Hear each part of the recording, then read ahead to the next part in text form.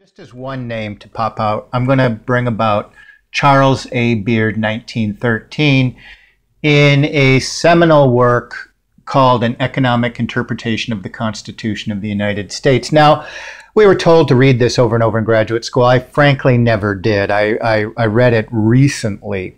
I always had a problem with the idea that the framers of the United States were actually creating a whole system for their very own families. But he does marshal a great deal of evidence that point directly to the idea of the country from the beginning having a huge oligarchical component in terms of what it was structuring legally and economically.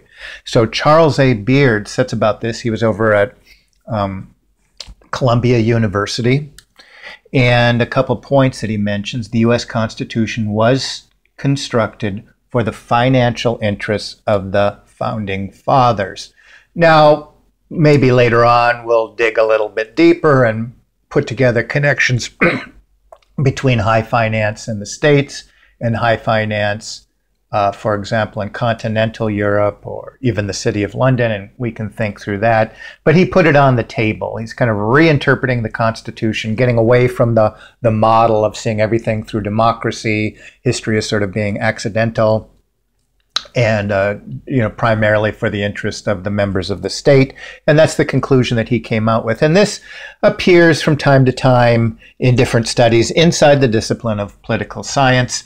It's usually kind of entertained and sort of dismissed to some extent. But we can actually think about the evidence that he presents there. He said it's a cohesive elite.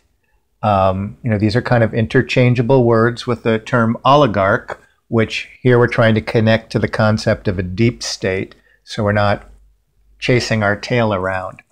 And the essential components and the workings of power was to control information. So if you want to look to the oligarchy, a la looking into the deep state, again, controlling. So another person that's going to look back into the foundings of the United States is Howard Zinn. I'm not a huge fan. I think that there's some great ideas that he forwarded in this book from 1980 called A People's History of America. What I want to focus on in his work is how he's looking at the Founding Fathers agitated for war to distract the people from their own economic problems. Now, he's just one thinker, so I'm just putting that on the table. But not only, as Beard suggested, that the legal system itself was made to advantage the framing class or the framers class, but he's saying that there's also sort of intrigue going on, that wars themselves are a product of enhancing their wealth and maintaining power.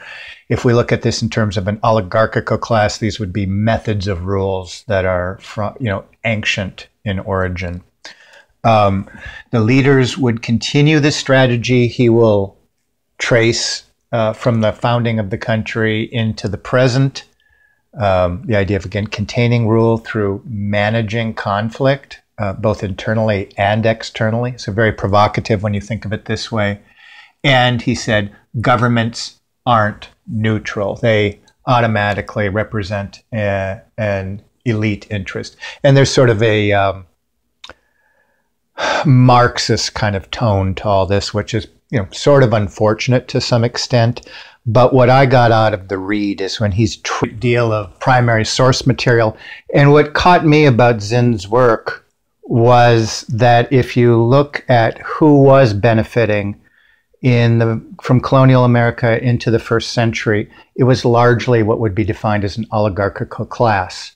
And they formed kind of in the key eastern cities when would extend their reach and create the infrastructure to extend that reach. But it was an enclosed system for the benefit of many families.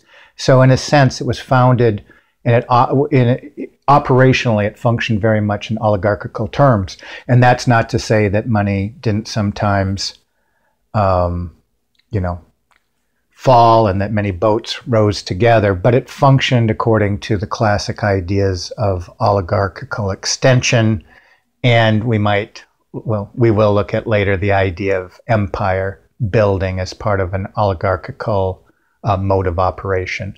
So we have Howard Zinn and we have Charles Beard, both looking at from the very inception to the creation. Now, we can look at other evidence to the contrary. Certainly, that's the dominant mode of thinking about this. But they're asserting that from the very inception of America, there's the workings of oligarch that have their fingerprints all over the very framing of the legal system in order that the economic system would enhance and prolong the rule of the oligarchical